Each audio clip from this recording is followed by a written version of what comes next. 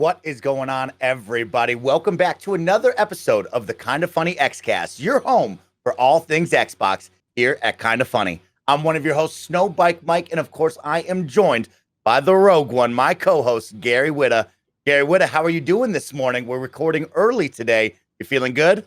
We're good. This is pretty much the last box I got to check before I can have that nice, easy glide path into the weekend. Video gaming awaits. I'm in festive mood.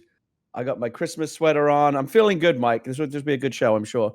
I love that, Gary. The holidays are in full effect, and it's always nice to hear that you are ready to game over the weekend. This week, we have a very special start to our episode. We have an incredible guest, somebody right in between me and Gary Whitta, that's definitely going to make all of the Xbox fans out there smile. The Corporate Vice President of Gaming Ecosystem at Microsoft, Sarah Bond. Woo! Sarah Bond, happy holidays.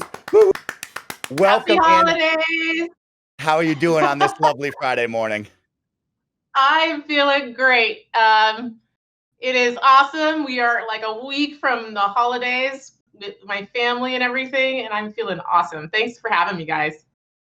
Of course, Sarah. We're really excited to have you on. Big thank you to Jeff and the whole team over at Xbox to organize this and bring you over to the Kinda Funny Xcast, because we're really excited to talk about you, get to know you, talk about Xbox, and of course, share our enthusiasm and love for video games. So I know me and Gary are really happy to have you. Let's just kick it off. Let's jump into the show of, if people don't know you, Sarah, let's talk about it. Who is Sarah Bond, and what the heck is Corporate Vice President of Gaming Ecosystems at Microsoft? You gotta love our titles, right? What does that mean? Look, put very simply, what I do is I manage all the partnerships we have with developers for gaming, and all of the tools that we build that they use to go on Xbox, to go on PC, and to go on the cloud. So I started out a couple of years ago just doing the business side, and now I get to do the business and engineering side. So they decided to call that ecosystem. So that's what it is. That's a pretty awesome title and a lot to dive into. We will jump into that in just a little bit. But of course, as we get to know more about you, Sarah Bond, I want to kick off the show with a lot of positivity and fun like we always do. What has recently brought a smile to your face during COVID times, during the holidays here in December? Okay, well, I would say that one is about my family. So my kids are elementary school aged, and they're doing a lot of playing together. They're about 3 years apart, and they decided to design a Secret Santa game for our family. There's only 4 of us. So my son quickly figured out that he could deduce who had who based off of who he had, what gifts were already out, and what gifts were outstanding. And so was explaining to us how he figured out all of that. And my daughter was going, shh, don't say anything. It's obviously really, really obvious. So that was one of the most adorable things I've seen. That'll bring a smile to your face. Gary, do you have any fun holiday festivities going on with you and your family? Because I know you got the lovely daughter over there. I'm excited about the Animal Crossing winter update that just dropped this week. I built a snowman this morning. My kid saw that the snow was falling in my on my island and immediately dropped everything. Like, she ran away from the breakfast table and grabbed her Switch and started downloading the winter update, and now she's making snowman. And I got, because since it's an Xbox podcast, I got to throw out a little plug for Game Pass here, because it really is. It's a gift that keeps on giving. I was scrolling through Game Pass the other day just to see what was on there. I'm a kid like, oh, what's that? Plants vs. Zombies. I've never heard of that. I'm like, oh, it's like an old game from like back in the 360 days. And so we grabbed it, and now she's absolutely hooked on it. And I've been rediscovering the joys the whole family has of Plants vs. Zombies. And, obviously a great game in its own right, but also just one of those quietly brilliant little features of Game Pass and Xbox. It's all these different multiple layers of backwards compatibility that, like the most played, it's kind of a weird thing, but like the most played game on our Series X over the last 7 days has been an old 360 title, Plants vs. Zombies, and everyone in the family is just loving it. I love that. I think we're joined by somebody special. It's right, Sarah? I think we're joined by somebody special who knows a lot about Game Pass, so we'll get to ask her all about Game Pass and what she thinks. Sarah, have you been diving into Game Pass? Is there anything special that you and the family have been enjoying, like Gary? We play pretty much every game we play is in Game Pass. My husband's been enjoying some of the Star Wars games that have come with EA Play, so that's what he's doing at night. He's really liking that. But the absolute hero in our family is for sure Minecraft Dungeons. Mainly because it's the first game that my 6-year-old boy is able to play where he can really do it because of how you can level up your character over time and he can keep up and everything. And I mean, he just loves it. So we haven't yet told them about the new DLC update because we know we're going to completely lose them when that happens. So that is probably what my weekend is going to be, honestly. I gotta say, I had that same experience with my kid. My daughter's 8. And Minecraft Dungeons is she loves to play like regular Minecraft and The Sims and Animal Crossing and like games that are like, those are all kind of super casual games and very accessible to young kids. But like Minecraft Dungeons is like and I've said this a million times, like it's absolute genius to kind of basically take the Diablo style of gameplay, bring it into the Minecraft world and kind of bring those worlds together. And to watch my kid like spend 20 minutes between levels, just like being really thoughtful about, should I disenchant this? And this will give me like +3 to that. And is this sword better than that sword? It's like, man, she's a proper gamer now. And like Minecraft Dungeons is like a really, really great, I don't think enough has been said about this. Minecraft Dungeons is a really great kind of transitional game for young children to introduce like, what we think is like of more mature gameplay concepts to a young audience. It just does that brilliantly. And I think it's I honestly think Minecraft Dungeons should be and should have been a bit more in the Game of the Year conversation this year. Maybe easy to overlook for some reason, I don't know, but it's a really, really terrific game. Everyone who's played it can't say enough good things about it. I love Minecraft Dungeons. Yeah, that's the truth, because I've played it and I love it with all my friends. That's one thing I've really taken advantage of with Game Pass, and of course during our stay-at-home lockdown orders throughout COVID, is getting to spend time with my friends via video games and online gameplay. And that's something I always love to talk about, is multiplayer games bringing everybody together. And that's something special to me, especially with Game Pass and all the options that you can choose from with multiplayer games and single player games as well. But they have a lot of great multiplayer options.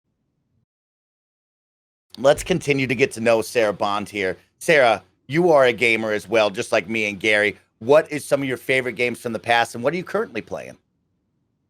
Oh man, yeah.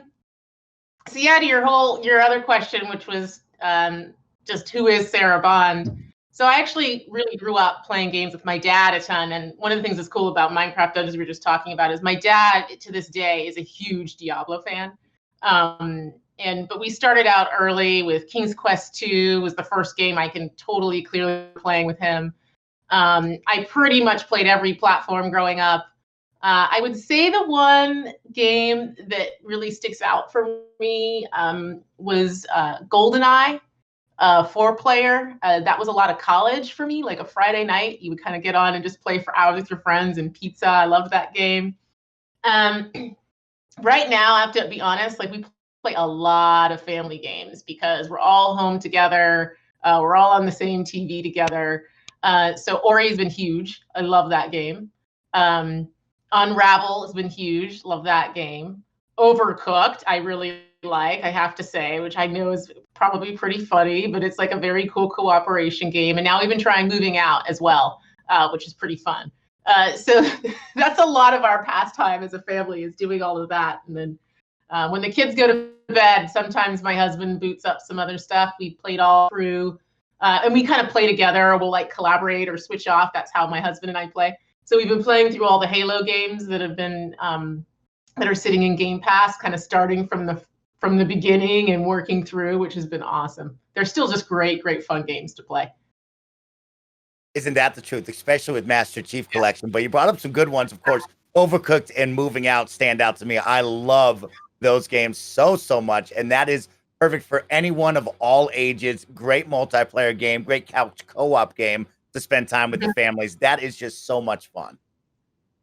Yeah, I really like how, with my kids especially, I've liked seeing how games can actually teach them these elements of cooperation, sharing, a bit of strategy, actually evolving the connection between their fine motor skills and their brain. Like, I actually see all these beautiful benefits.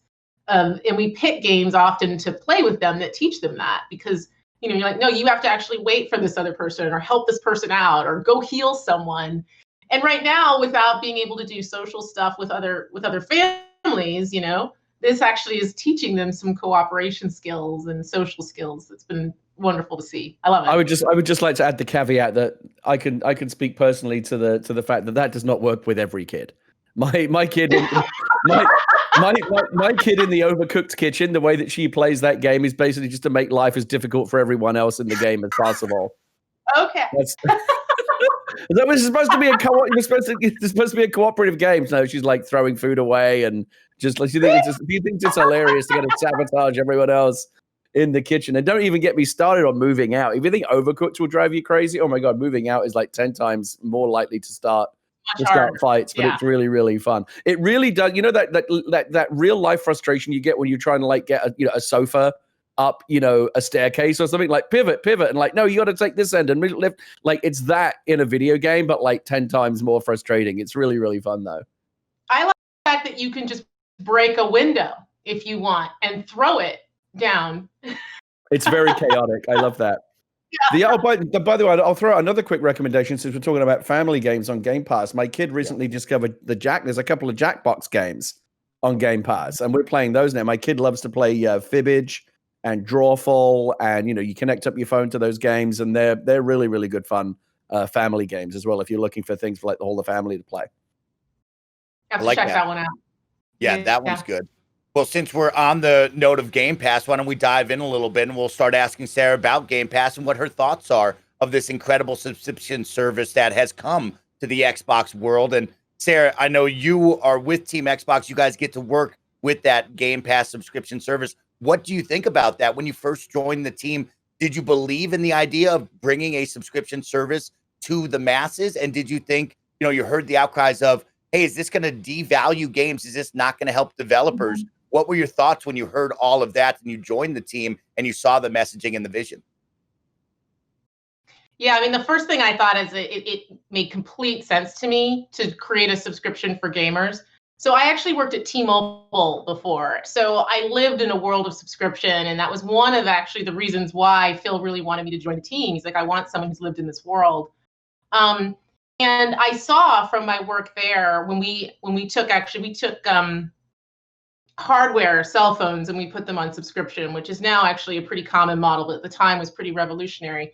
And I saw how making it easier for people to access something really, really opened things up and actually drove more engagement and ultimately, more revenue streams. And so when I saw us doing that in gaming, it made total sense to me just intuitively.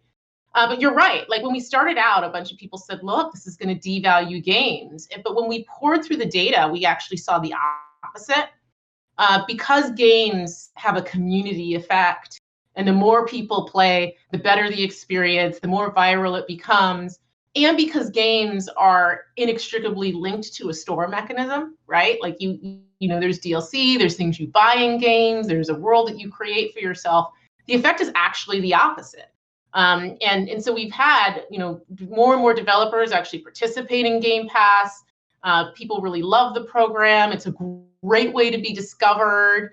It enables more diversity of content, which I love about it, right? Because there's some games in there that, maybe before people would have never tried out. And now because it's part of Game Pass, I think we listed a whole bunch. They actually get a ton of success and engagement. So it's been incredible to create it because I think it's really rare that you find something that is just so clearly meets a consumer need, but also creates so much value for developers at the same time. Yeah, it's really something special. And before we deep dive into it, I have to start off with saying thank you on behalf of my mother and myself to you and Team Xbox, because truly and honestly, she has spent hundreds upon thousands of dollars on me and my little brother to buy games that maybe we only play for a week or we play for a lifetime. And especially me coming into adulthood, taking my first ever paycheck and spending it all on my favorite gaming hobbies with different games. Game Pass has gone so far for my dollar and the value of me as a consumer and a player to look at it and say, wow, for this amount of dollars a month, instead of paying $60, $70 per game, and I used to buy a lot of games, now I have hundreds of plus games at my disposal that I can jump into for 20 minutes, an hour, a week. And so I have to say thank you to you and your team for creating such an awesome and revolutionary idea in the gaming space. Well, I'm glad you love it. You're doing exactly what we heard consumers wanted, which was to try more games, to have experiences, and we see it. Like, that's one of the things I love the most is people play more. They play about 20% more, but the thing I really love about it is people actually play 40% more genres. Like, there's things that people would have never tried, and then they're like, I'm going to jump in and try that out. And then they discover that they love that genre and keep playing and buying more games. And that's exactly what we want. Gaming is just this incredibly broad and rich media category and I think a lot of people, because they were spending their whole paycheck on just a few games, weren't actually able to experience some of the wonderful things that are being created. And so just that part I love about it. And even for me, I try so many more games now, play so many more games. It's kind of like this Friday night thing where my husband and I will sit down and we're like, okay, well, what are we going to try out? What are we going to jump into? And he's like, you should know. King got all the games in there, right? What game should we play? Yeah, I gotta say, I really feel like that's like part of the magic of Game Pass that doesn't get talked about enough. A friend of mine was talking about this over on social media just this past week. Is just not only does it give you all these games for one price and just like as a value proposition it's good, but just I think it massively expands your horizons in terms of the kind of games that you'll expose yourself to and try out, because there's no barrier to entry other than the time it takes to install them. Mike, you and I on the podcast before, and I've certainly done this, have bemoaned the good old days of 360 where it used to be a Microsoft policy that every single game had to have a demo, so you could try everything before you could buy it. That's no longer around, but Game Pass is almost like the plussed up version of that, because there is this vast library of games where you can try not just a demo but the entire game for no additional cost. This happened to us literally this week with my daughter was poking around on the Nintendo eShop on her Switch and discovered this game called Phogs, Phogs, where you play. It's like a 2-player co-op game where each of you play the head of like this weird 2-headed dog creature. It's like a cooperative platform puzzle solving game, and it looked kind of cool. And the kid was like, I want to get it. $25 on Nintendo Switch. I'm like, I don't know. I don't want to drop $25 like on a blind buy, because maybe we play it and we don't like it, and that's like $25 wasted. I don't know. But you know what? Let me check. You never know. Maybe it's on Game Pass. And you know what, Mike? It was. And we got it, and we actually love it, and we've been playing the hell out of it. And that would have been true on Nintendo as well. But like, I didn't have to drop the $25. That's $25 that Nintendo could have got out of me, but didn't. Or maybe wouldn't have, because again, like the 20. I don't know. Do I really want to spend $25 on a game? But I'll at least, it doesn't cost me anything to install it. I'll try it.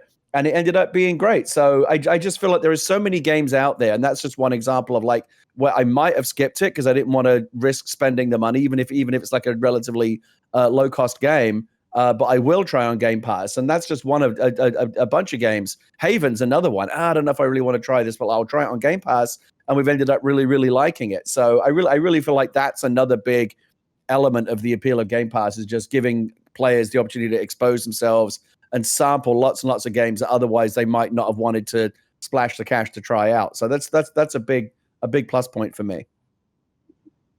Yeah, it's really cool. You know what I love about that? Go for it, Sarah. Yeah, tell us. No, I was just gonna say what I love about it is it's so good for developers too.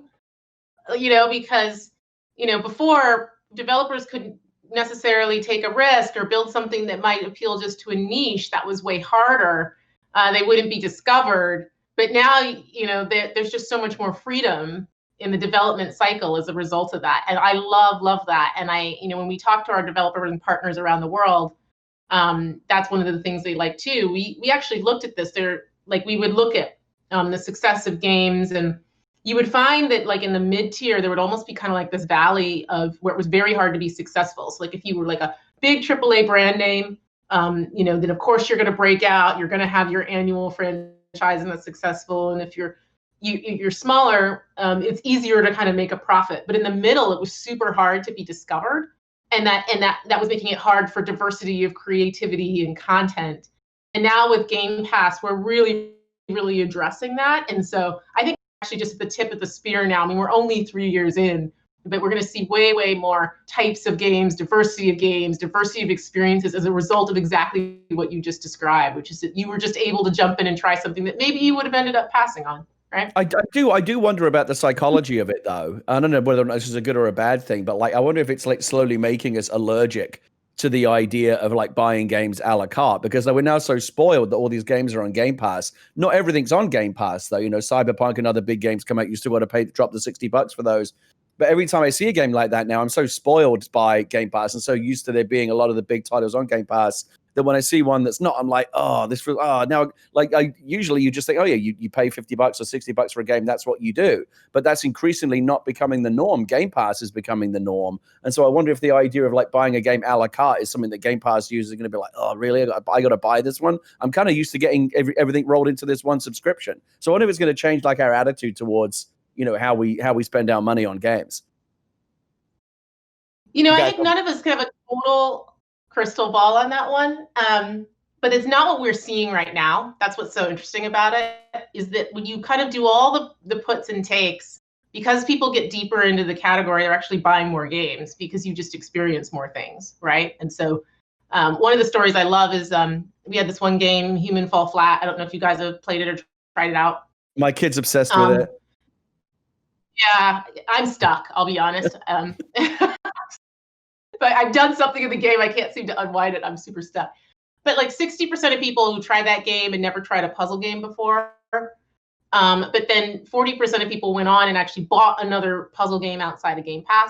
And we see, so I think that you're right that people want to see something in the subscription and they'll go look in the subscription. But just because it's opened up the category so much, we're actually seeing more spend outside of the subscription. But what we've done, which is unique when you compare it to, let's say, like a video subscription, is we built Game Pass synonymous with a store, right? And so they're working together, which creates a different effect for people because it makes it so easy to just jump in and play. But then if you love something, go find something similar to it that isn't necessarily in there.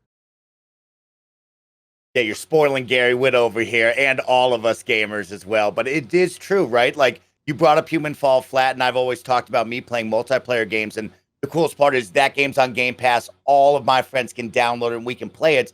And then it gets the bug, right? We're now like, ooh, I want more of that because we got to share this experience together. We got to play this fun puzzle game. And now I want to go find more, whether it be on the Xbox ecosystem or over on Steam or PlayStation. And I think that's the coolest point of like, now we're moving together and we're looking at different games and genres we've never would have explored if we had to pay $20 each, $60 each, because it's hard to bring 4, 5, or 6 guys and gals together to purchase such a big title together like that. So that's a really special one for me. And I've seen a lot of that movement with me and my friends doing that. Sarah, I don't know how much you can speak to this, but like because I'm fascinated, like the machinations of how it all works behind the scenes. What are the business considerations and in terms of like developer relations and publisher relations and things like that, in terms of what games show up on Game Pass and what games just go into the regular store for a la carte pricing? How as Microsoft, how do you decide what are the Game Pass games? We're really looking at just building a rounded portfolio. You got me back? Yeah, no, we just look at it from a portfolio effect. Like we look at what we have, what the genres are, what our players are looking for. We go a lot off of player feedback to build like a great compilation of content that meets everybody's needs. And then we also do look at, okay, is this the right thing for the developer? Like ultimately, we want our developers to make more money with Xbox when they work with us, to have more success, more engagement, and more players. And so the timing of when they enter and how long they're in, how they think about it in terms of franchise management is a big part of the discussion. Yeah, I mean, I can certainly see constantly. Sorry, please go ahead. No, you do. Oh, no, I mean, go ahead. We're just constantly improving the quality over time, right? Which I hope you've noticed. Like we're getting more things in the catalog, more developers are participating. Because as we have more success with it and we're actually delivering more value, we're able to reinvest that in the catalog, which has been pretty cool. I mean, I can certainly see it being a really, attractive proposition from a developer's point of view. I don't know, nor do I really need to know like how the compensation part of that works in terms of how they're kind of financially compensated for when their game goes on Game Pass, as opposed to, taking a share of every individual sale when a game is sold, one copy at a time. But if I'm a developer and I've worked like 2 years on a game, I really want people to see it and play it. And the nice thing about Game Pass, I guess, is that again, that barrier to entry is so much lower because no one's going, is this really worth my 10 or 20 bucks? Well, you've already basically paid, you've already basically paid for it through your Game Pass subscription. So there's no additional cost. There's no harm in trying it.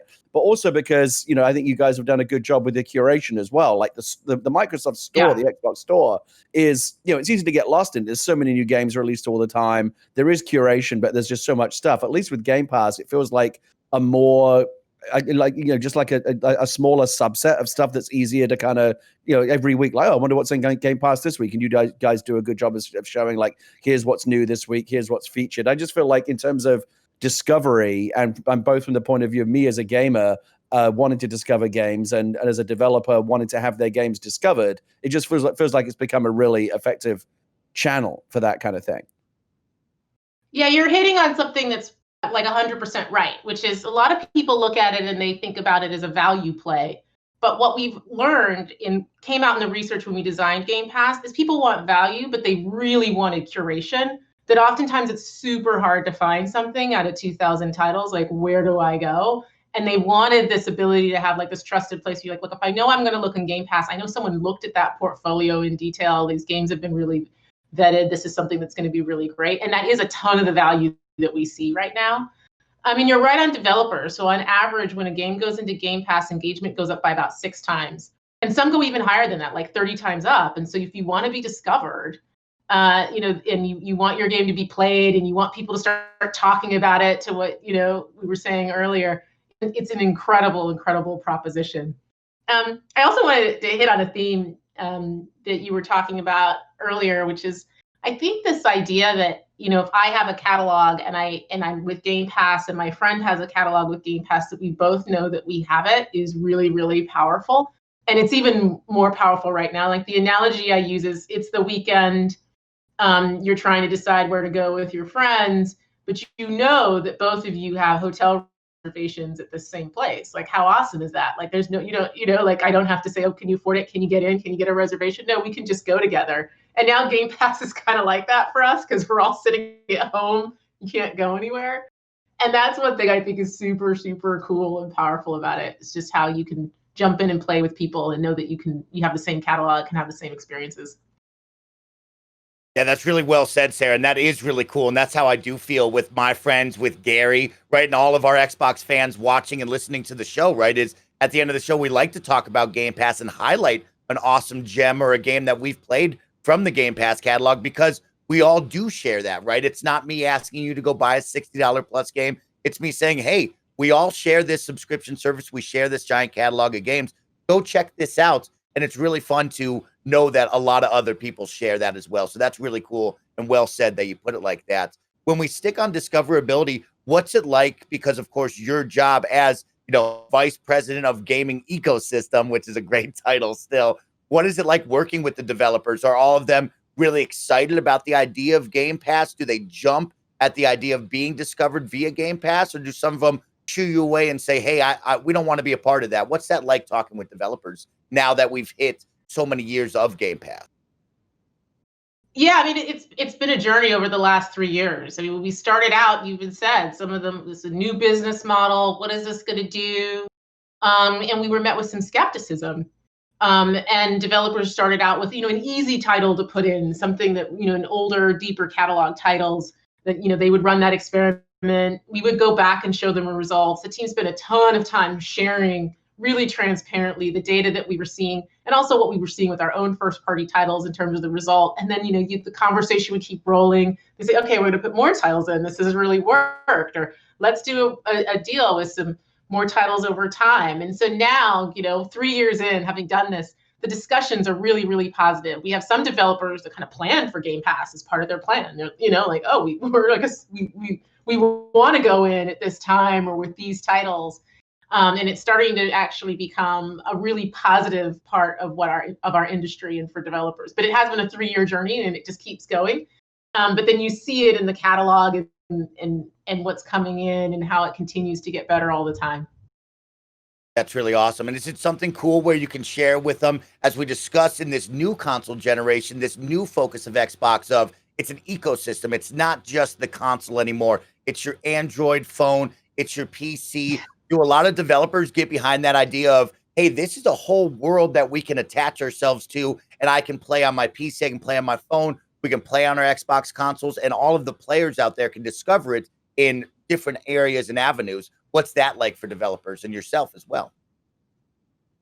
Yeah, you're completely right. Like I feel like maybe you're going to my meetings with me.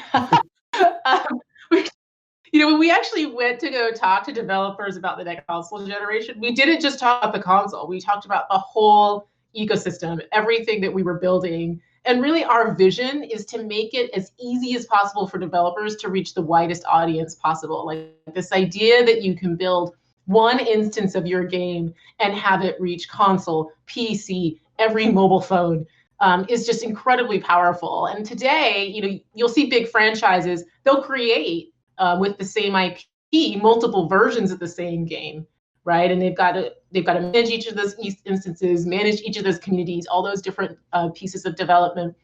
But we really want to lower that barrier to entry, so any game that comes to Xbox can actually be anywhere. So you've seen us go to cloud, and with cloud and being on Android, we're going to continue to extend that, moving to Win 10 PCs and to iOS. And just make it easier and easier to reach everybody. And that has been an incredibly cool part about talking to developers about our ecosystem. I'll share like a little story. About a year ago, I went to Japan as part of this, and those are always the best trips because we go for 2 weeks. We do, Japan and Korea. And one of the things we would do on those trips is we would, in the middle of the presentation, hand them what at the time was just a demo of xCloud, which is, being able to play your game natively from the cloud. And we would hand it to them, and the meeting would just stop. And there would be 20 minutes where everyone was like playing and looking down at the controller, and they're like, this is amazing. And then, the CEO would like turn to his head of development. He's like, did you work on this? Like, did you put a team on this so this would work? And he'd be like, no.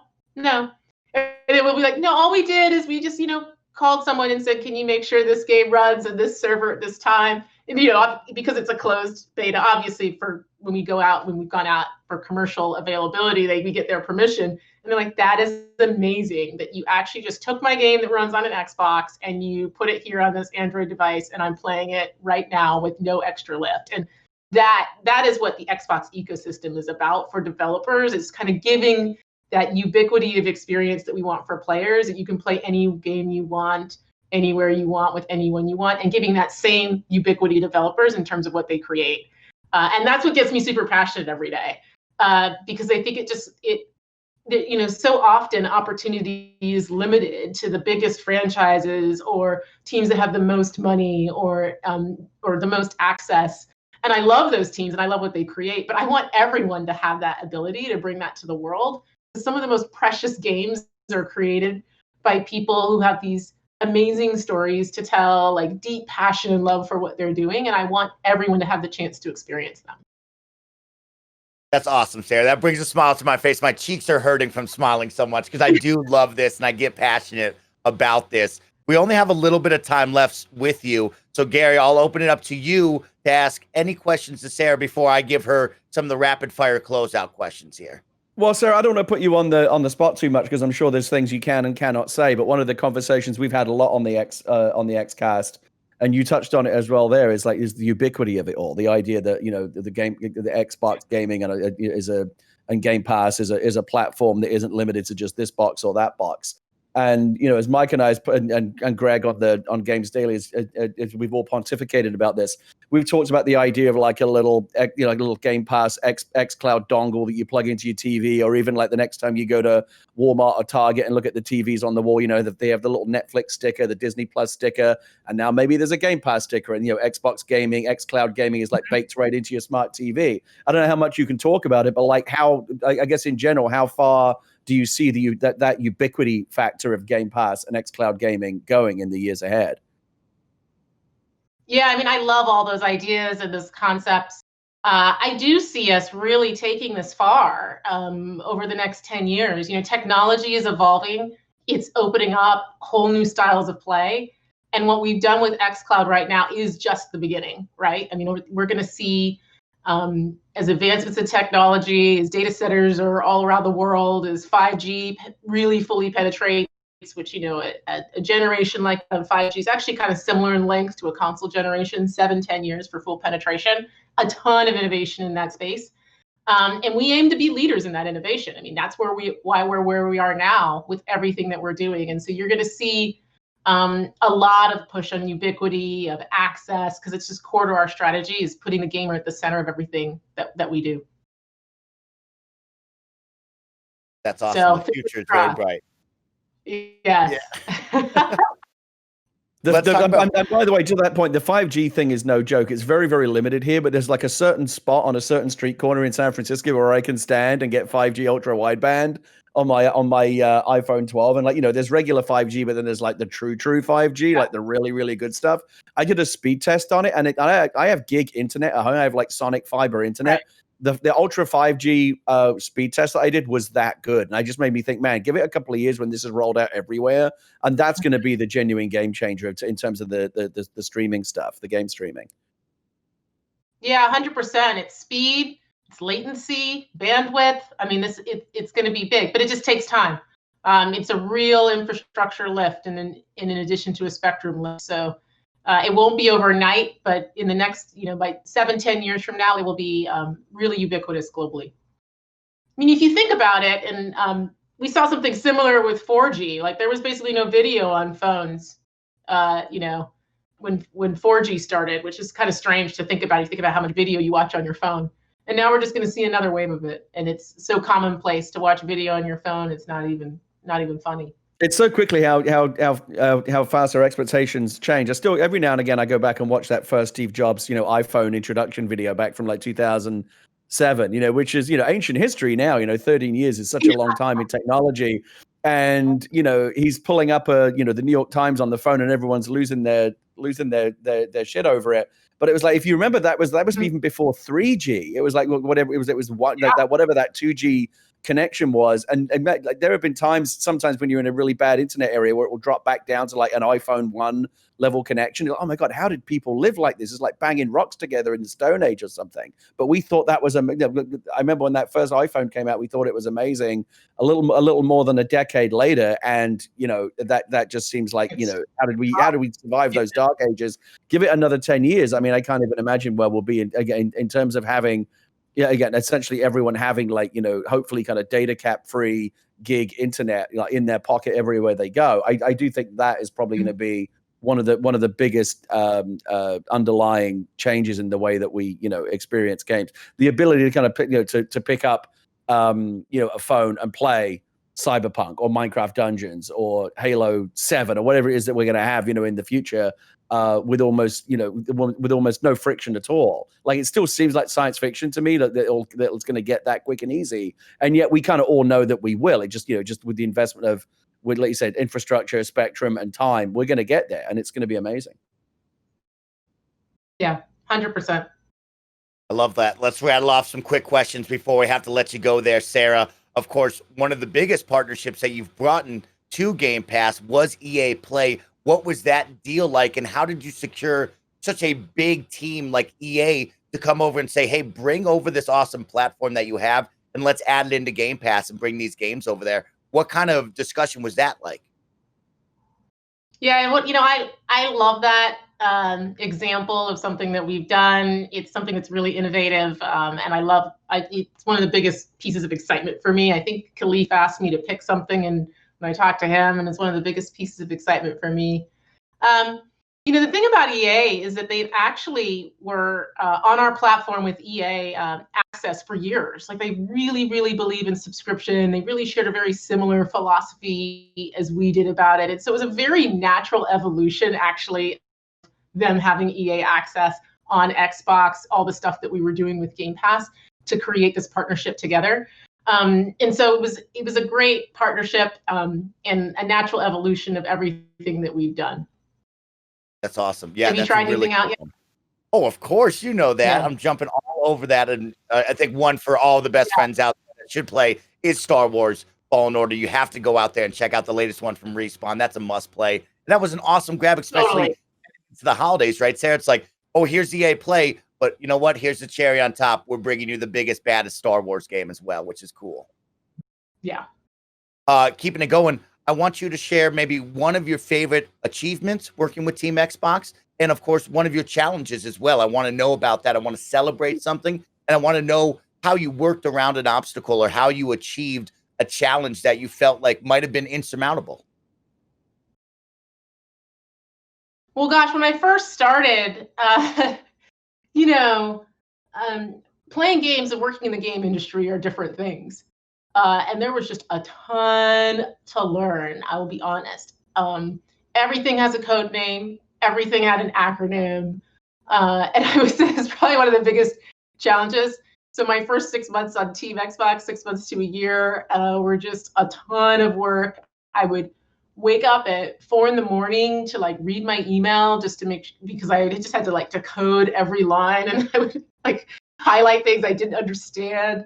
That was tough. I'll be honest. It was tough. I loved the work, but I was working harder than I ever had, and I had more things to learn than I ever had before.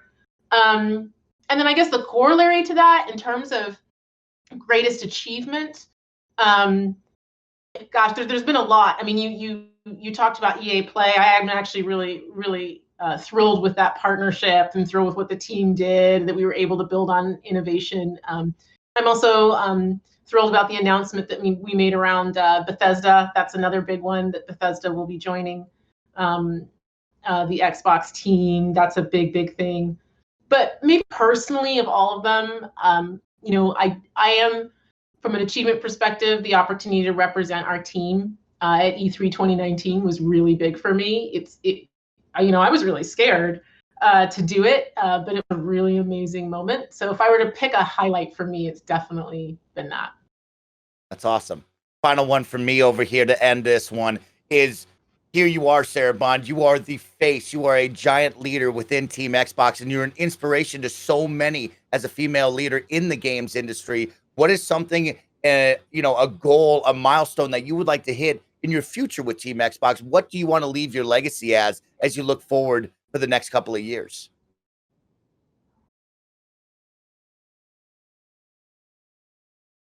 I want Xbox to really realize its vision to be the best platform for creators, like that we could really democratize creativity and unleash creativity in a way never seen before. And so really just knitting together what we have on console and PC and cloud into that platform. I mean, that to me will change not just Xbox, but our industry fundamentally for the better.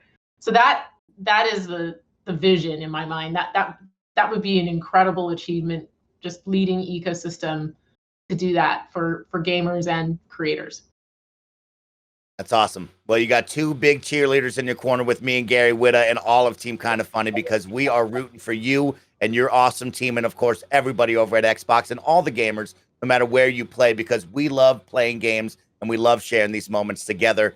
This will wrap up our fun interview with Sarah Bond, the corporate vice president of gaming ecosystem at Microsoft. If you want to hear more about Sarah Bond, if you want to have some more fun, I have to point you to a good friend of our show, Khalif Adams, over at Spawn on Me, has another great interview segment with Sarah Bond. And let me tell you, if you had some smiles here, if you had some fun, you got to go check out these two together over at Spawn on Me with Khalif Adams and Sarah. That was a blast. Sarah, did you have a good time with me and Gary?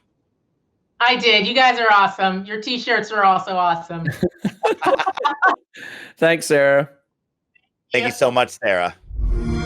Welcome back, everybody. That was an awesome interview with Sarah Bond. Of course, we had a ton of fun talking about the Xbox ecosystem and Game Pass, but now we are back. It's just me and Gary to wrap up the show. And oh boy, we had a fun week over at Team Xbox, looking at the Game Awards and a fun announcement as well for a release window of a very important game for Team Xbox. We'll talk about all that and more. So Gary, let's just jump right into it.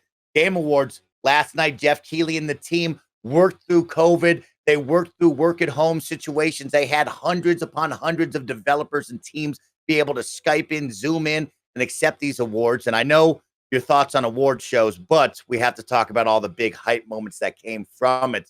So Gary, Fortnite, we saw Kratos added. The rumor was Master Chief would be there. Master Chief is now 100% in there into Fortnite, joining the hunt. What did you think about Master Chief going into Fortnite? Yeah, as you know, Mike, I'm not a Fortnite player myself. It's not my cup of tea. But having said that, I'm nevertheless tremendously. I got to stand in awe of what they've achieved. Don't forget when Fortnite first came out, before there was a battle royale mode, it was a dead game. Like no one was playing. Like Fortnite was a thing that just came and went, and no one was talking about it. And then they thought, oh, maybe let's try battle royale. And the next thing you know, Fortnite is now it's like oxygen. It's just like it's ubiquitous. It's everywhere. It's crossed over into this kind of realm of mainstream pop culture awareness. So just like who doesn't know what Fortnite is at this point?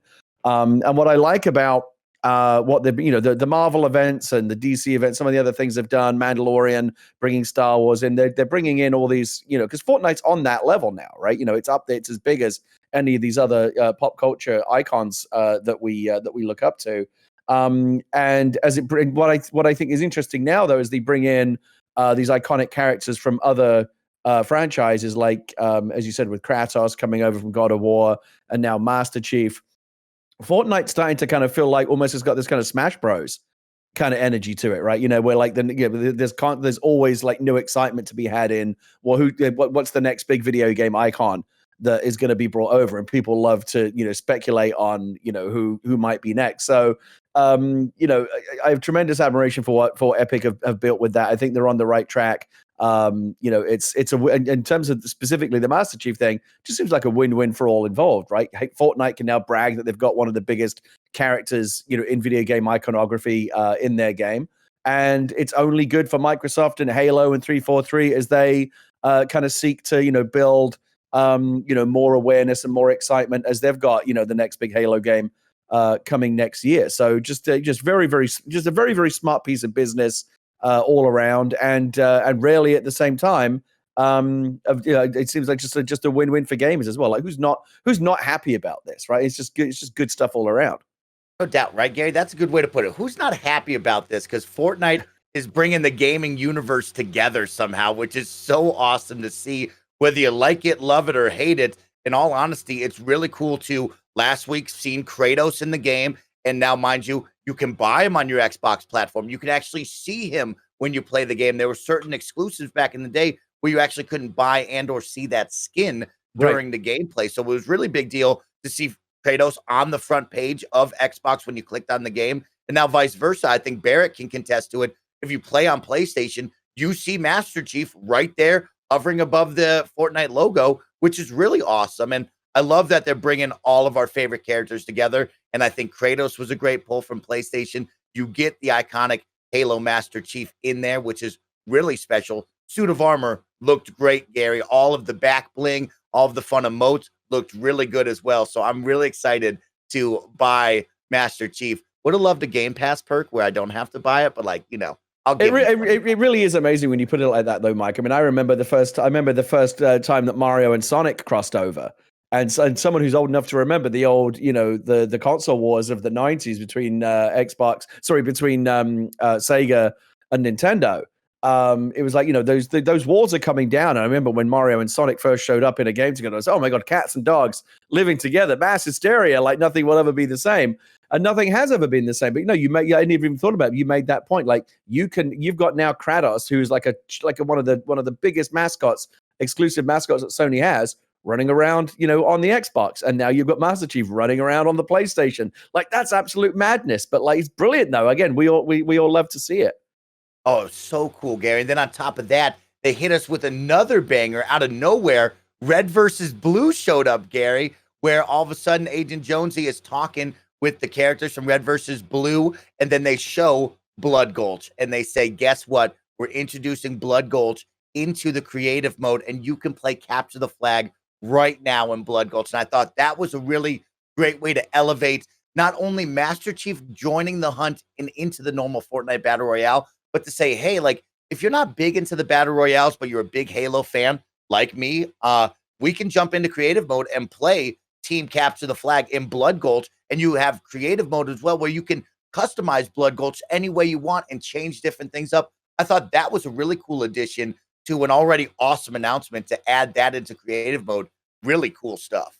I'm just happy for you, Mike, because I like Halo, but I'm not like the biggest Halo fan, and I don't play Fortnite at all. So I'm looking at this news from kind of the outside looking in. Like, it doesn't really do much for me, but I'm really happy that it's making other people happy. And I'm thinking about you specifically, Mike, because I know that you're a really big Halo fan, and you've got to wait the better part, of a whole other year now for Halo Infinite. We'll get to that in a minute, but like, I know you like a bit of Fortnite as well. So Master Chief, Fortnite, Captain Master Chief, Blood Gulch, capture the flag in Fortnite. It's got to soften the blow of having to wait a whole other year for Halo Infinite, surely.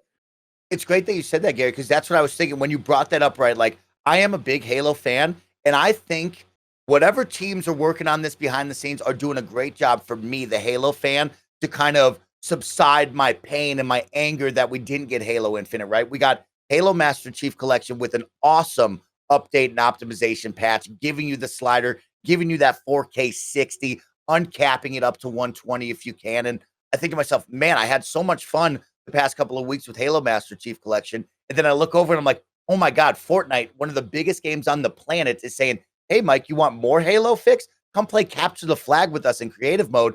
And I want to drop everything, Gary, and just go play Fortnite now. So I'm really excited for this weekend to jump in and kind of get my Halo fix, like you said, after a disappointing launch with Halo Infinite, which is really cool to think about. Just for the sake of discussion, just as a fun thing to talk about. And I know they're kind of apples and oranges and you can't really compare them, except that they're both these big game franchises now that have these cameos from other games show up.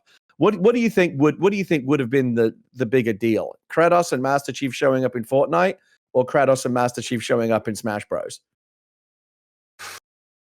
Fortnite for me personally. I'm not a big Smash Bros player, and I really like Fortnite. I think the world really likes Fortnite. Now, I know a lot of people in the comments will come after me about the Smash Bros community, but I think that's a huge deal. Whoever made that deal on both PlayStation and Xbox to work with Epic Games, I think that is a groundbreaking, massive deal. Because remind you, Gary, as well, Fortnite was one of those first games alongside Rocket League to bring in crossplay, right? Which was another big deal of all of us coming together. So I would personally lean towards Fortnite in that one.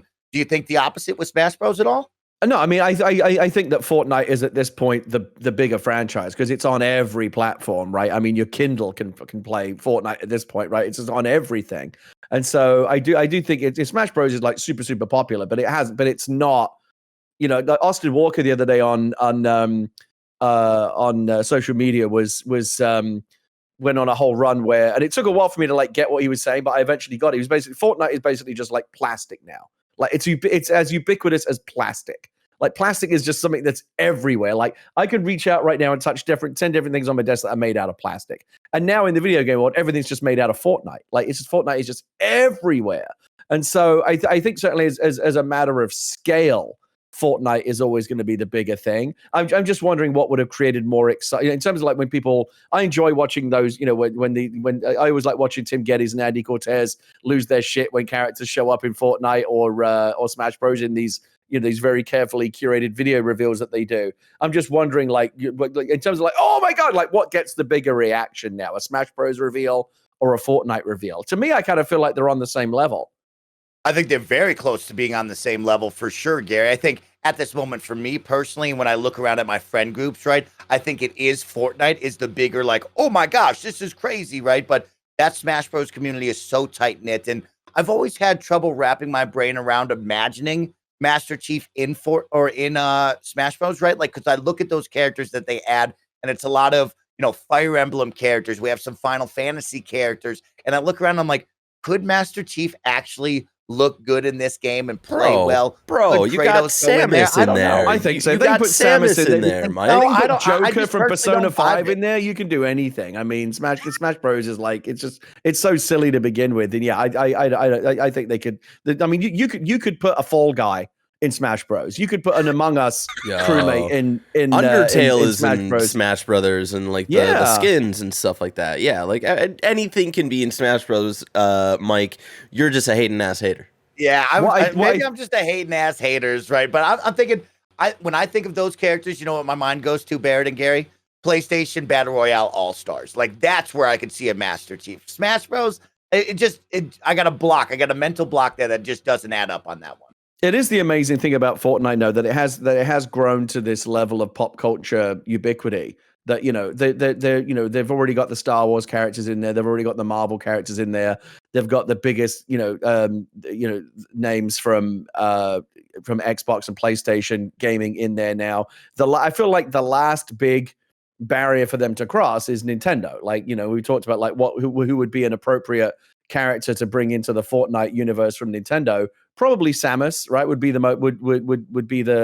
most obvious fit. But Nintendo always immune to this kind of stuff. Like, yeah, I don't care that Fortnite's the biggest thing on the planet. We're just going to do our own thing. We're just going to be Nintendo over here. Like, we don't really need to be part of your party over there. Like, they'll always just do their own thing. But it really is amazing. And again, it's become this fun undercurrent of discussion now to just think about who's going to be the next Fortnite, character to get brought in, or what's the next big pop culture universe that's going to collide with it. Because again, it's at this level now where like nothing is off the table. Can you think of a single big pop culture franchise or entity where you go, nah, Fortnite couldn't get them? Like, there's no one. There's literally no one.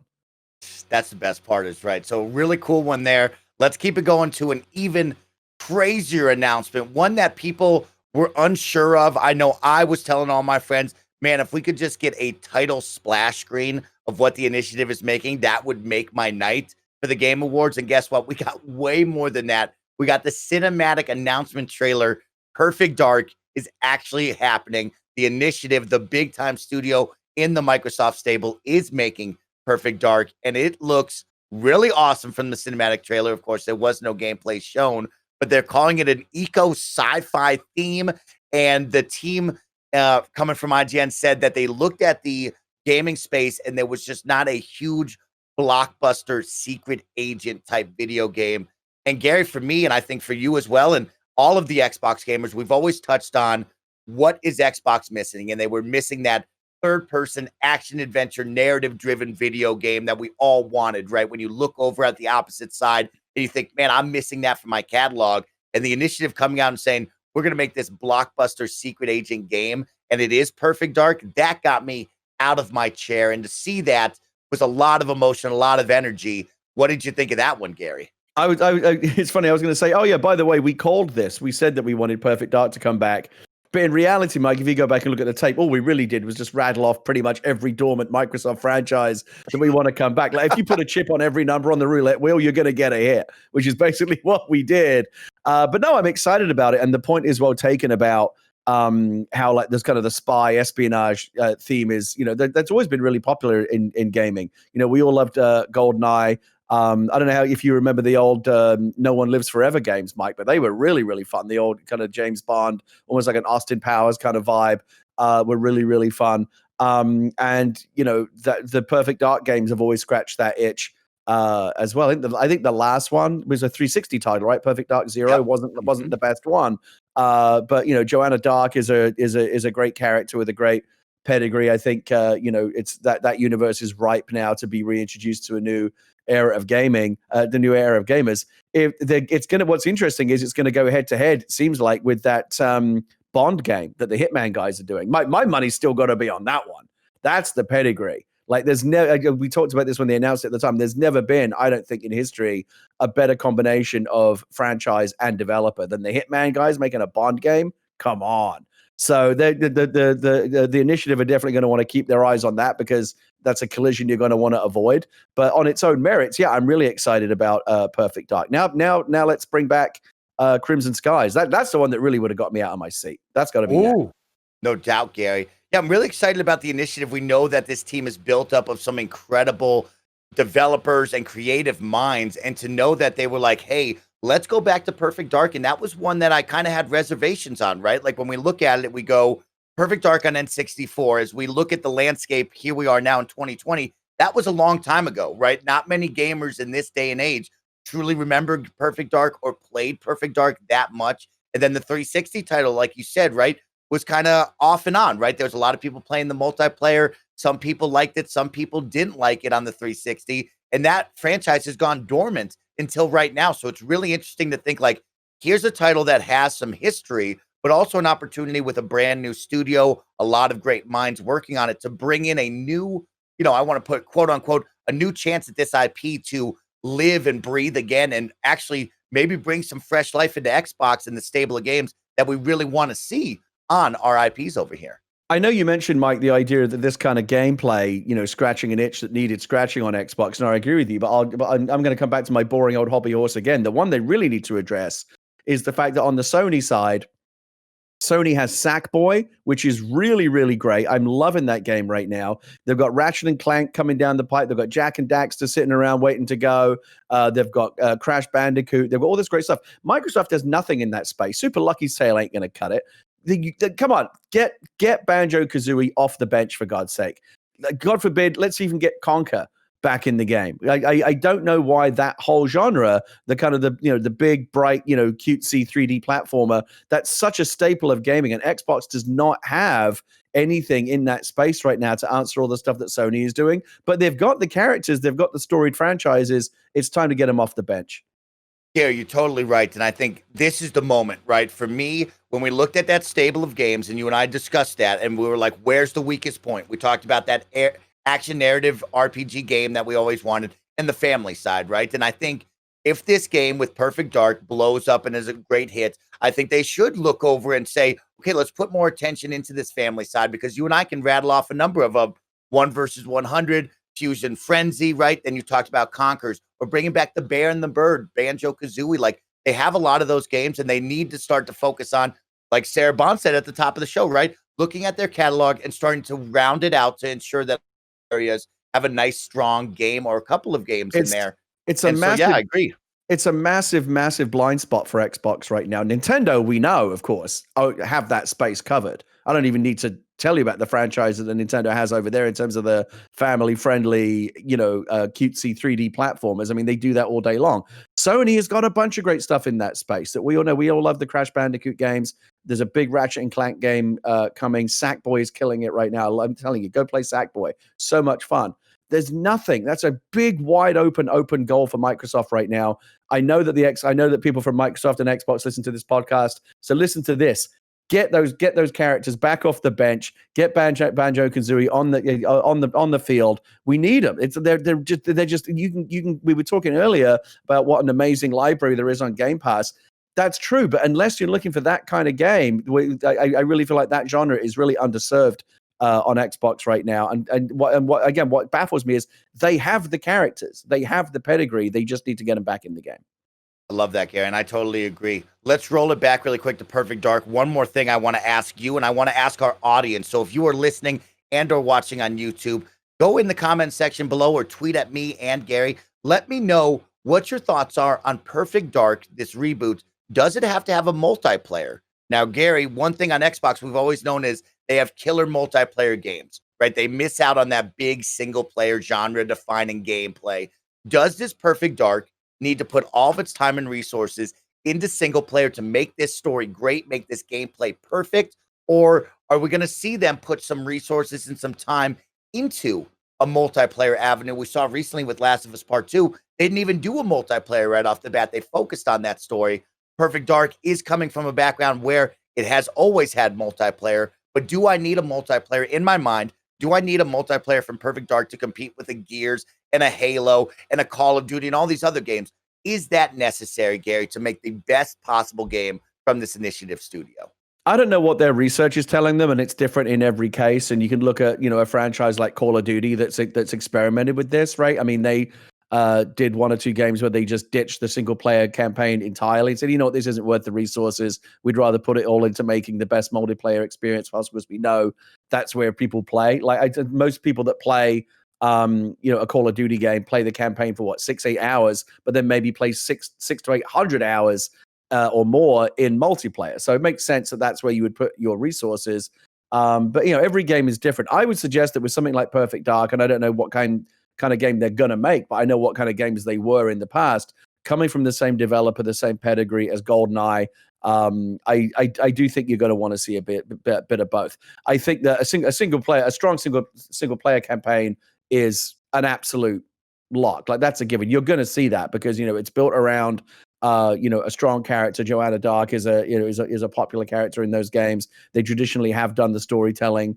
I think there's a really, really good opportunity there. And but if it were just that, I think that people would ask questions about, well, where's the multiplayer? I kind of felt like with Uncharted and Last of Us, although they did add those modes and people like them, they always to me kind of felt like them checking a box that needed to be checked. The story campaign was always the focus. That was really the reason to play the Last of Us games. And again, with The Last of Us Part 2, they obviously felt that at least out of the box, maybe they'll add it down the road, but for launch, they didn't feel like they needed to have that multiplayer component at all. They decided where their priorities were. Where the priorities on this next one are going to be for whatever Perfect Dark game the initiative are doing, I feel like it's going to have to be a bit of both. You expect the expectation is going to be for both. You're going to want a strong single player campaign, but you're going to want a strong multiplayer back end as well, because that kind of gameplay is just so well suited to both styles: strong single player campaign and multiplayer free for all. I think you're going to see both out of the box. All right. I'm really excited about that, Gary. And I want to hear from all the best friends, all the viewers and listeners around the globe. Let me know what you all think, because for me, they got to nail this single player. That's the biggest part for me. We already have a lot of multiplayer games, but I was a big fan of the multiplayers on N64 and 360. I put a lot of time into that 360 in the early Xbox Live days. So I would love to see multiplayer continue, but I got to have a killer story, especially on this Xbox side. Gary, I'm going to rattle off a couple other smaller, fun announcements until we get to the big one that I think you and I are really going to celebrate. Of course, Forza Horizon 4 adds the Cyberpunk card to the race. Looked very cool. Flight Simulator is coming to Xbox consoles, Xbox Series X and S this summer, so get ready to take flights. Among Us is coming to Xbox Game Pass for PC, so that's very excited. If you haven't played Among Us, that will be a great way to jump into it. But they ended the show, Gary, with one of the biggest announcements. I know everybody wanted it. BioWare has announced that Mass Effect will continue. Gary, what did you think about that cinematic trailer, that iconic imagery of the N7 logo as they looked up, and then the splash screen that said Mass Effect will continue? That was pretty special. Yeah, I think I mentioned to you, I didn't watch the awards last night because I was just exhausted. I went to bed early, but I did kind of look at some of the Twitter feed afterwards, and I was like, I was curious to know what the big drops were going to be, and you would go off and I'll decide which trailers I want to watch. The only one that I watched, the only one that's like, oh my God, I've got to look at this right away, is when I saw people started to lose their shit. Andy Cortez and the usual suspects losing their shit about Andrea Renee, and all of the super Mass Effect fans losing their shit. I'm good. This, as you know, Mike, this is what I wanted. This is what I wanted. You literally said to me, if you could wave a magic wand, like what's the next big game that you want to see revealed and announced? And I said GTA 6. Which, again, is kind of I want to see it, but it's not a question of, it's a question of when, not if, right? It's not like, oh my God, I really hope they make GTA 6. Of course, they're fucking making it. Like, it's just a matter of when they're going to show it and what it's going to be. I'm excited to see it, but I'm not like on edge about whether or not it's going to happen. Whereas with Mass Effect, especially with BioWare being like, I don't know, it's a company that's going through some transitions right now. They really, really struggled with Anthem. They just recently lost some key creative personnel. The BioWare's reputation as a company that can do no wrong has taken a few hits recently in the post Anthem era, and like we knew they were making a new Dragon Age, but who knows? And Andromeda, was I guess was ultimately considered a failure for them, and like seemed like it put the nail in the Mass Effect coffin for a while. So in terms of whether or not they were going to like really dive back into the Mass Effect universe, that felt like that was still up in the air. We knew the remaster was coming. We know it's one of their biggest titles, and it would be foolish just to kind of let it sit there. They really should do something with it, but you just never know, right? It was like, I feel like they should, but I'm not sure. I really hope they do. A different proposition to GTA where I knew it was coming. It's just a matter of when. And so when they did show that trailer, it is exactly the kind of trailer you expect to see. Shows you nothing, but just says, "Yep, we're doing it. We're back."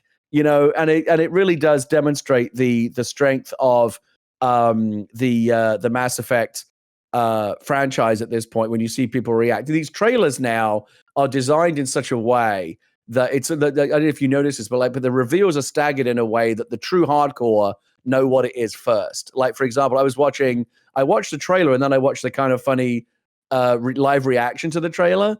So you see like space, and you see Andy Cortez kind of going, oh, it's space. It might be Mass Effect. Like, he's already kind of on that track, but still just space. It could be a million things.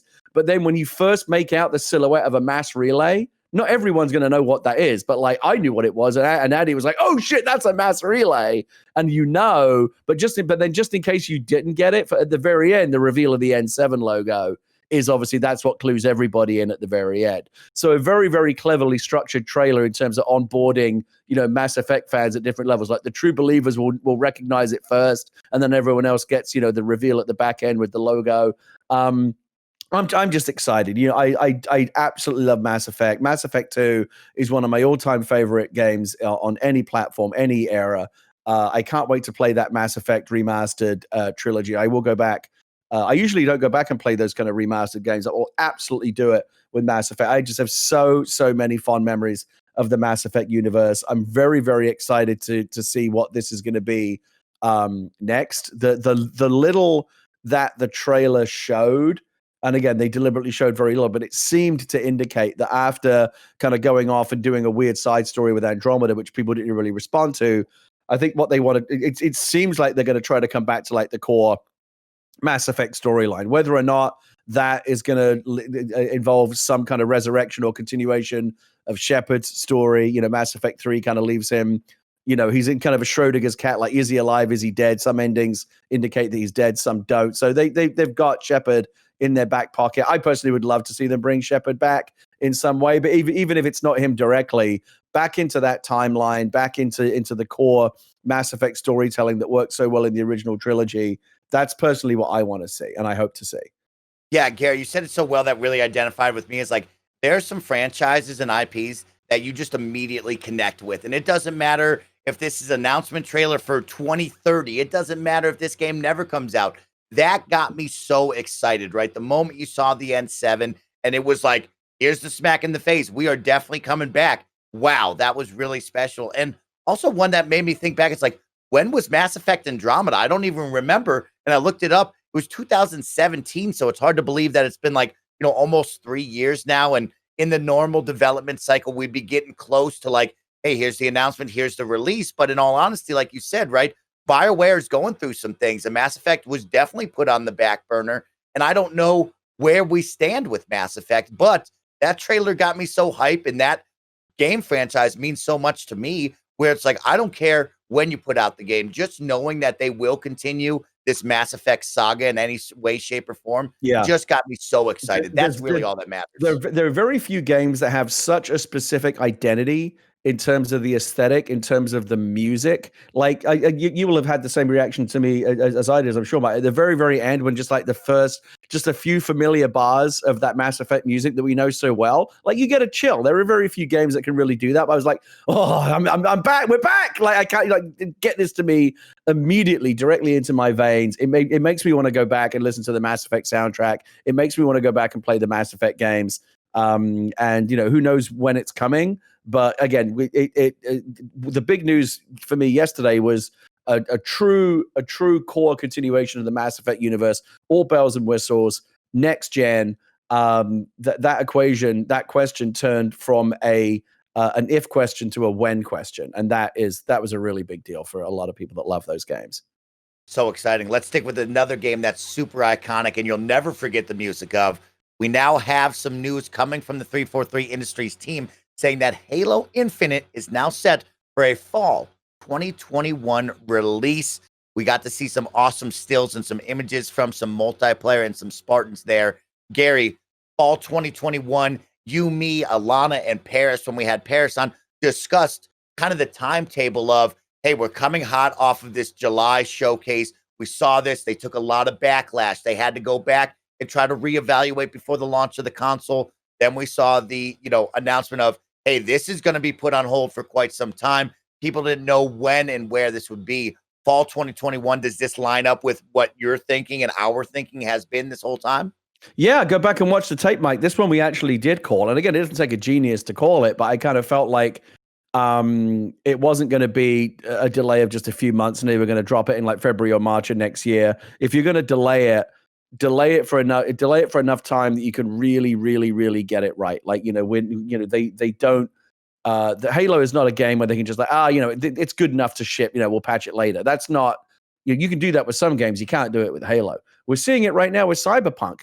it looks like even with the delays, they shipped that game a little bit too early. They're having all kinds of issues with it, and it's the hype narrative of Cyberpunk has been undermined a little bit by some of the negative reactions that we're seeing. A lot of which could have been avoided if they'd have just taken more time with it and cleaned it up a little bit more. There's other issues as well, but like the bugs and the unfinished nature of it is one piece. Jason Schreier had a piece in Bloomberg today about how between Cyberpunk and Assassin's Creed Valhalla both shipping with a ton of bugs, that we have to have a conversation with ourselves about whether or not this is just the new normal, or we need to kind of change the equation. Like, should these games be shipping under some kind of early access banner? Like, if you don't think it's finished, don't present it as such, or you're gonna get some blowback, as we're seeing right now with a bunch of these games that I'm probably not going to play Cyberpunk for a month or two until some patches come along to like really stabilize it, because it's a game I'm excited to play.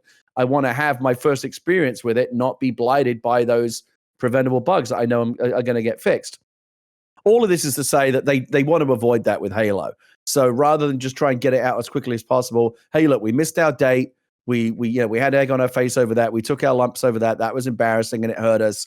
But we still have to do this, and we have to do it right. It's not about, oh, we missed the date. Let's try and miss the date by as little as possible. If you're going to miss it right, and hit the next available really great date, one that gives you plenty of time to really polish the game and ship it in the best way possible, and also get the most out of it. Now, as it turns out, this actually potentially works out pretty good for Microsoft. 2021 is the 20th anniversary of Halo, as it turns out, and so. I think you're probably going to see deep within Microsoft right now, they're probably working on all kinds of 20th anniversary celebrations for Halo, the year of Master Chief, or whatever it is they're going to do. You're going to see a lot of big marketing and PR hype building up around Halo and Master Chief in 2021, with the launch of Halo Infinite as like the flagship event that's all building up to. So from a marketing perspective, once the bad memory of them having missed the original, Series X, the next gen ship date, once that retreats into memory, they can now really make something out of this. Halo 20th anniversary. They can build all kinds of like cool stuff around that, and really make this an event. It would have been an event built, around the launch of the Series X. They missed that, but they're very, very fortunate with this 20th anniversary thing that they have a second bite of the apple now to make that kind of event around this rescheduled launch date. I kind of called it. I'm like, I don't feel like this is going to be just a few months delay. Like if given how poorly some of that early footage was received, and the fact that they kind of went back to not back to the drawing board, but kind of went back around the table and were like, shit, what are we going to do here? Like, this isn't something that's like, 2 more weeks and it'll be fine. No, it's more than that. They clearly had to do more work than that. They had big changes at the top, just like we were talking at BioWare, senior people leaving, senior people coming back. So this was never going to be like a quick couple of extra weeks of development. We can get it out there. It's like, no, let's wait. Let's do it right. Halo's too important to us to ever ship like a substandard version of it. We cannot afford, after all this hype and all these delays, for the narrative when the game comes out for people to be just like, yeah, it's all right, I suppose. No, it really needs to blow people away. So they need to spend the time doing that. The new images that they've shown seem to illustrate that that's the thing. Again, I feel like they're looking at what they did wrong. Some of these, the Craig thing and all the stuff that was going around. Like they've got to change the station, right? They've got to get people off of talking about how bad Halo Infinite looked when they first showed it, to how good it looks now. We love a good redemption narrative, right? No Man's Sky, games that, oh my God, it was bad, or it looked like it was going to be bad, but now it's great. We love that. And so everything is teed up for Microsoft to really capitalize on that if they ship a great game. That's still an if. There's no guarantee that it will be great, but it won't be for the want of trying. Again, they're not just going to shove this out the door. Holiday, of course, is always the big, all the big games come out around the holiday season anyway. So it makes sense, for them to be targeting fall as, a big release. And again, this is not just going to be a release. I think you're going to start to see Halo 20th anniversary hype building up maybe as early as, right after the holiday, like the year of, remember, like I don't know why I'm comparing it to the year of Luigi, but I knew you were going to say it. I knew you were going to say it. Luigi. Hopefully they'll commit to it a bit more than Nintendo did with that. But you know what I mean? Mike, the 20th anniversary of Halo is a big deal. That's a major deal. And it's a perfect opportunity for them to build a really, really big narrative and reset the narrative and reset the hype for this game, which will ultimately, hopefully, launch with a game that will truly blow people away. Because nothing less will be acceptable.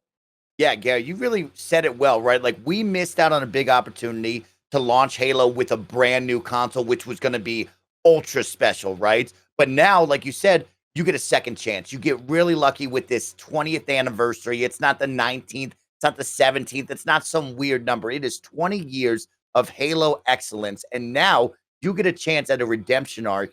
And I really encourage all of our best friends and viewers out there to go check out the Halo Waypoints blog post, because it is super in depth. It's really, really cool to hear that the team took all of the feedback, took the criticism on the chin, and said, hey, hold up, let's go out there and be better. Let's go out and try our best. So it was really cool to read through all of that. And then the stills, like you said, Gary, right? We want to see Halo at the next level. We want to see all the bells and whistles. We want to see this graphical fidelity where it goes, wow, that's incredible. And I truly believe when you look at this, it is like that, right? They showed the multiplayer stills. They showed a couple of the Spartans with the cool shaders on. The gun shaders looked ultra cool. And that sniper rifle and rocket launcher in the stills. Oh, Gary, they're making this look way better than what we saw in July, for sure. Yeah, I'm really excited about that. And they're just stills, and let's wait until we see some footage. But they definitely did a good job of, like, again, we stopped talking about how bad Infinite looked, and now we started talking about how good it's looking now. And so they've already started to, again, like you said, reset the narrative, reclaim the conversation a little bit. I'm excited about it. It also gives them an extra, it also, given that you have to remember, we talked about this a lot. So the best looking, best performing games don't generally come out at launch of new hardware. They generally come out later in the life cycle of the hardware, because developers need time to kind of really, really get familiar with the architecture and learn all the different kind of tricks to squeeze every last piece of performance out of that console. So even just having the additional months to really, really kind of get cheeky with the Series X and Series S architecture and just kind of make it the best game it possibly can be. I think we all have short memories, and what you remember is you don't remember whether or not a game was delayed for a month or a year. What you really remember was it a great game? And look, even No Man's Sky, right? That the narrative on that was terrible, and then they somehow redeemed it, and that actually turned into part of the narrative. It wasn't just it's not now that it's just a great game. It was a bad game that they fixed. Again, human nature in Hollywood. I write Hollywood stories for a living. We love redemption stories. We love stories of like how things were kind of snatching victory from the jaws of defeat. And I don't think this is as quite a serious situation as No Man's Sky. And I think Anthem, if they could pull that off, there's a tremendous opportunity there, right? They pulled Anthem back in and like, okay, we're going to reboot this thing from the ground up. We're going to get it right this time. I really want that to be true. I want Anthem to be great. I want to see that redemption as well. And Halo, a very anticipated game, missing its date by a year, I don't think it's quite as severe as what happened with No Man's Sky and Anthem, where those games came out and were just bad and had to be fixed. A delay is just a delay. My point is, if Halo comes out and is a 10 out of 10 game, that's what we're going to talk about. And the fact that it was delayed for the better part of a year is just remember, it was delayed, wasn't it? Like, that's just going to be an afterthought. But all you're going to care about is the fact that the game is great at launch. The redemption arc starts right now, Gary. 2021, the year of Halo and Master Chief. I hope they make it a big spectacle, like you said, and celebrate a year of that, because that would be a ton of fun leading up into launch. But this will wrap up our episode of the Kind of Funny Xcast. Remember that it posts each and every Saturday at 6 a.m. West Coast, Best Coast time on youtube.com/kindoffunnygames and on podcast services around the globe. Thank you to Sarah Bond and Team Xbox for joining us at the top of the show for that awesome interview. Remember, you can go check out more content with her all around with Team Xbox. And of course, me and Gary are very excited to return. Gary, what awesome stuff are you doing this week that people can go find you doing? I'm going to be streaming over the weekend. I think there's a bunch of games I want to check out. Come check me out at twitch.tv/Gary Whitta, or follow me at twitter.com /Gary Whitta, and I'll let you know when I'm going to be live. But there's a bunch of stuff I want to check out, including some new Game Pass stuff. And then I think we're going to be back. You'll like this, Mike, as a Fall Guys shoutcaster. We'll be back next week, next Friday, with a special edition, a special Christmas holiday edition of Talk Guys. We'll be playing the new winter Fall Guys update, and so I'm excited to kind of dive into the new season and see what's happening there. That's going to be a week from today. So exciting, Gary. Of course, you can follow me at twitter.com/SnowBikeMike. I'll be streaming all week long on twitch.tv/SnowBikeMike. And to keep up with the Fall Guys fun, I will return with Red Bull Gaming and my good friend Grand Pooh Bear for Fall Mania 7. And guess what? They're going to be hooking up with the Red Bull Adrenaline series. They're going to have a Team Canada versus Team America Fall Guys special, which I'm very excited to host and shoutcast throughout the holidays. So I'll keep you posted on all of that. That is enough Kind of Funny Xcast for you. We will have one final episode next week for the year of 2020. Thank you all for powering our dreams, and we'll catch you next week. Goodbye.